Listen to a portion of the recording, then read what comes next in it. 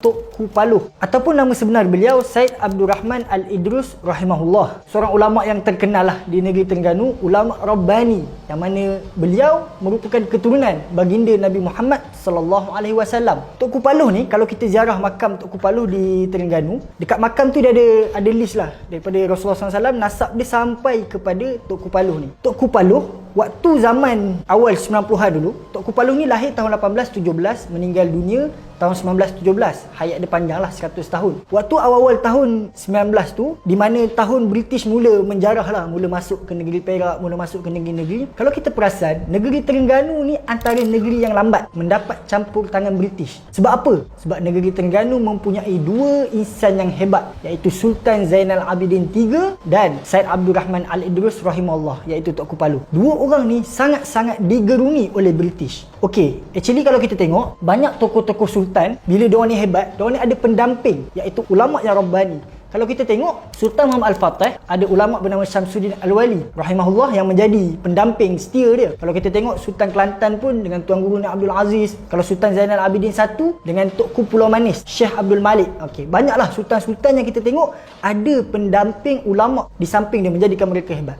Satu kisah yang menarik yang menyebabkan British takut dengan Tok Kupaluh ni, pada tahun 1919 barulah British berjaya campur tangan dalam negeri Terengganu. Betapa hebat seorang pemimpin dan seorang ulama Rabbani ini. Okey, Tok Kupaluh. Satu kisah yang mana British ni kena game lah istilah dia. Terciduk. British terciduk kena dengan Tok Kupaluh ni. Satu hari British jumpa dengan Sultan Zainal Abidin III. Dia kata, kami nak tanah di negeri Terengganu. Kata Sultan Zainal Abidin III, negeri Terengganu ni ada tuan dia. Minta kepada tuan dia. Siapa? Tok Kupaluh. Okey, British pun minta dengan Tok Kupaluh tanah, sebuah tanah di Bukit Besar kalau tak salah saya. Tok Kupaluh cakap, kamu nak tanah? Boleh. Ambil tanah kat belakang rumah saya, ambil sebanyak-banyaknya. Letak dalam kapal kamu, bawa balik ke Inggeris.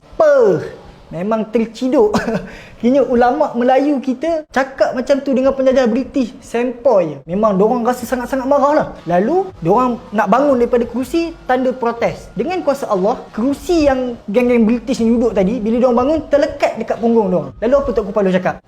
Tadi nak tanah, sekarang nak kerusi aku pula. Memang terbakar lah geng-geng British ni. Memang diorang sangat-sangat marah lah dengan Tok Kupaluh dengan Sultan Zainal Abidin III. Sebab dah minta cara baik, tak boleh. Dia buat satu angkatan nak serang Terengganu. Dan Sultan Zainal Abidin III sediakan meriam, sediakan ketenteraan lah. Menyebabkan British gerun dan takut. So no wonder diorang tak dapat nak kacau negeri Terengganu waktu hayat Tok Kupaluh rahimahullah dan Sultan Zainal Abidin III rahimahullah. Okey, apa jasa Tok Kupaluh? Yang pertama, Tok Kupaluh ni dia terlibat secara langsung dalam menggubal undang-undang tubuh negeri Terengganu, iaitu Itqanul Muluk bi Ta'dili Suluk. Kemudian Tok Kupaluh ni juga seorang ulama yang melahirkan pejuang-pejuang kemerdekaan yang lain, meniupkan semangat jihad kepada Datuk Bahaman, Tok Gajah, kepada Mak Kilau dan beberapa lagi pejuang lain, hasil tangan didikan daripada Tok Kupaluh. Okay, jadi kita banyakkan pembacaan untuk kita kenal, sebab negara kita sangat kaya dengan tokoh-tokoh ulama, tokoh-tokoh perjuang Islam yang membantu kemerdekaan tanah Melayu, yang menyebabkan Inggeris pun takut dengan mereka. Bukan kerana batang tubuh mereka, tapi sudah pasti kerana kealiman dan cinta mereka kepada Allah SWT